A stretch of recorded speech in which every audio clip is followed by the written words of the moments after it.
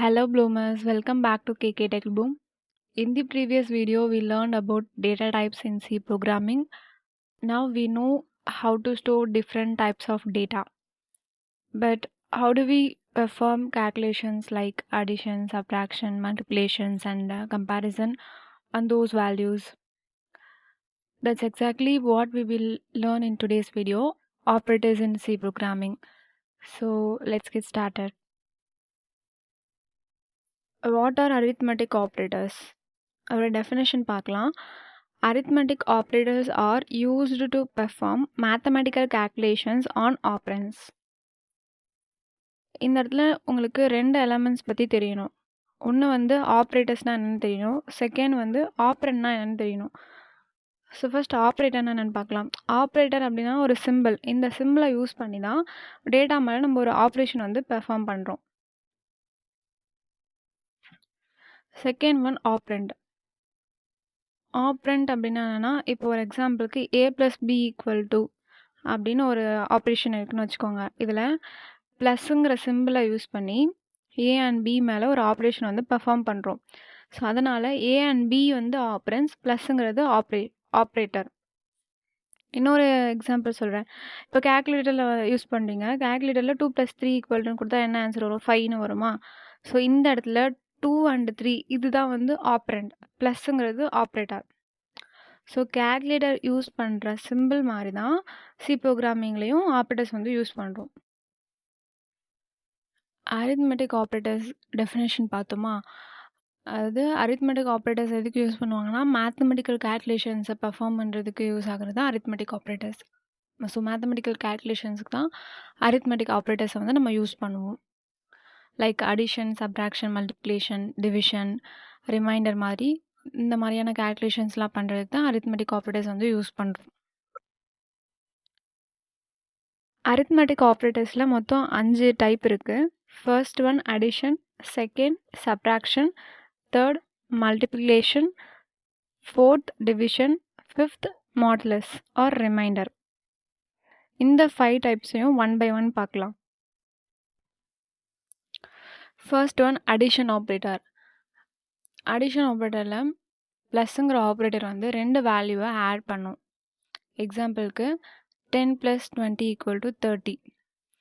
So இங்கே ப்ளஸ்ஸுங்கிற operator வந்து இந்த 10 அண்ட் 20ங்கிற 2 வேல்யூவையும் ஆட் பண்ணுறதுக்கு யூஸ் பண்ணுறோம்.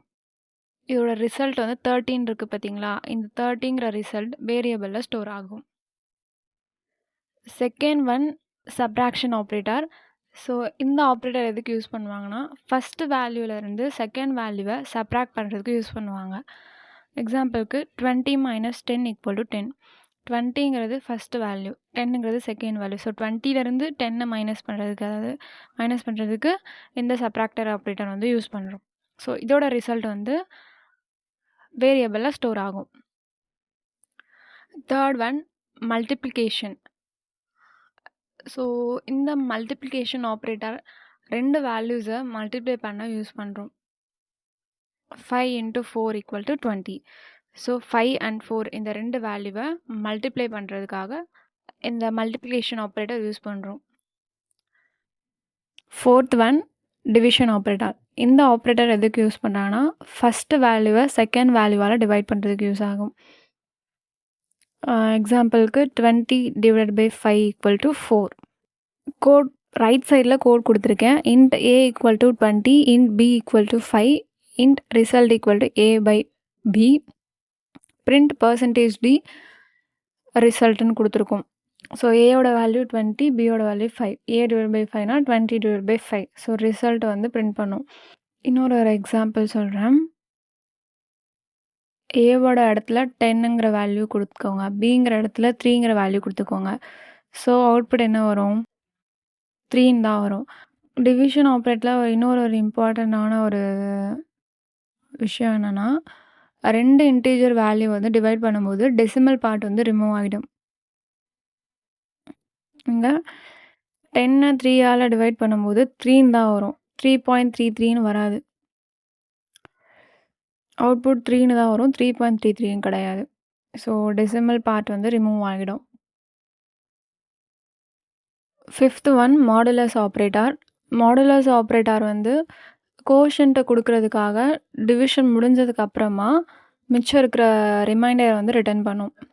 எக்ஸாம்பிளுக்கு 10/3னா ஸோ 10/3ங்கிறப்ப என்ன வரும், கோஷன்ட் வந்து 3ன்னு வரும், ரிமைண்டர் வந்து 1 வரும். ஸோ அதோட ரிசல்ட் வந்து என்னது, 1 தான் அதோட அவுட்புட். இப்போ நம்ம பார்த்த எல்லா ஆப்ரேட்டர்ஸுமே இந்த ஒரு ப்ரோக்ராமில் கொடுத்துருக்கேன். ஃபர்ஸ்ட் ஹெடர் ஃபைல் கொடுத்துருக்கேன். லெஃப்ட் சைடில் பாருங்கள், ஹெடர் ஃபைல் கொடுத்துருக்கேன். மெயின் ஃபங்க்ஷனுக்குள்ளே என்னென்ன கொடுத்துருக்கேன், ஏக்கு வேல்யூ அசைன் பண்ணியிருக்கேன், பிக்கு ஒரு வேல்யூ அசைன் பண்ணியிருக்கேன். ஸோ பிரிண்ட்எஃப்ல நம்ம என்னென்னலாம் ஆப்ரேஷன் பண்ண போகிறோமோ அது எல்லாமே கொடுத்துருக்கேன். Addition equal to %d/n a+b. So printf சப்ராக்ஷனில் a-b, மல்டிப்ளிகேஷனில் a×b, டிவிஷனில் a/b, ரிமைண்டரில் வந்து a மாடுலஸ் b. ஸோ இதெல்லாமே கொடுத்துட்டு ஒரு ரிட்டர்ன் ஃபங்க்ஷன் கொடுத்து முடிச்சுட்ருக்கேன். ஸோ ப்ரோக்ராமோட அவுட்புட் எப்படி வரும், அடிஷன்னா 20 + 10 என்ன வரும், 30. So subtraction 20 - 10 10. Multiplication 2 value multiply பண்ணால் 200, டிவைட் பண்ணும்போது 2, அண்ட் ஃபைனலாக ரிமைண்டர் வந்து 0.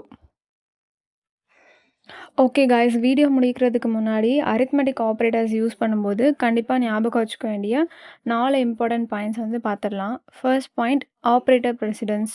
நம்ம ஒரு எக்ஸ்ப்ரெஷனில் அடிஷன், சப்ராக்ஷன், மல்டிப்ளிகேஷன், மாடுலஸ் இது எல்லாமே சேர்ந்துருந்தால் சி கம்பைலருக்கு ஒரு ப்ரியாரிட்டி ஆர்டர் இருக்கும். அந்த ப்ரியாரிட்டி ஆர்டர் வைஸ் தான் அது வந்து ஆப்ரேஷனை ஸ்டார்ட் பண்ணும். எக்ஸாம்பிளுக்கு int a = 5 + 3 × 2ன்னு கொடுக்குறோன்னு வச்சுக்கோங்க.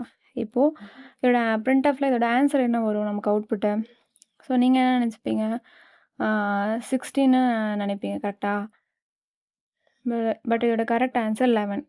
ஏன் 11 வந்துச்சு நீங்கள் யோசிக்கலாம், 5 + 3 8, 8 × 2 16 தானே அப்படின்னு. பட் அப்படி கிடையாது. ஃபர்ஸ்ட் மல்டிப்ளிகேஷன் தான் வந்து நடக்கும். 3 × 2 பண்ணும்போது 6. ஸோ அதை கேல்குலேட் பண்ணோம். அதுக்கப்புறமா தான் வந்த ஆன்சரோட 5 வந்து ஆட் பண்ணோம். ஸோ 6 + 5 11. இன்கேஸ் நமக்கு ஃபஸ்ட்டு வந்து அடிஷன் நடக்கணும் அப்படின்னா நம்ம பராந்தசிஸ் வந்து யூஸ் பண்ணணும். அதாவது 5 ஓப்பன் ப்ராசஸ் பராந்தசிஸ்குள்ளே 5 + 3 கொடுத்துட்டு × 2 கொடுத்தோன்னா ஃபர்ஸ்ட் இந்த அடிஷன் நடக்கும், அதுக்கப்புறமா இந்த மல்டிப்ளிகேஷன் நடக்கும். Second point, result type matters. Integer value divide பண்ணும்போது டெசிமல் ரிசல்ட் வராது. எக்ஸாம்பிளுக்கு இன்டிஜர் a = 5/2.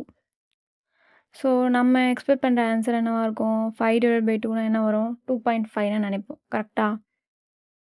பட் அது கிடையாது, அவுட்புட் 2 மட்டும்தான் வரும். ஸோ டெசிமல் பார்ட் வந்து ரிமூவ் ஆகிடும். இன்கேஸ் நமக்கு டெசிமல் வேணும்னா நம்ம வந்து ஃப்ளோட் வந்து யூஸ் பண்ணணும். இன்டீஜருக்கு பதிலாக ஃப்ளோட் யூஸ் பண்ணணும். ஃப்ளோட் a = 5.0/2 அப்படி யூஸ் பண்ணோன்னா நமக்கு அவுட்புட்டில் டெசிமல் வேல்யூ வரும். இன்டீஜர் யூஸ் பண்ணிங்கன்னா டெசிமல் வேல்யூ ரிமூவ் ஆகிடும். இதுதான் second important point. Third one, never divide a number by 0.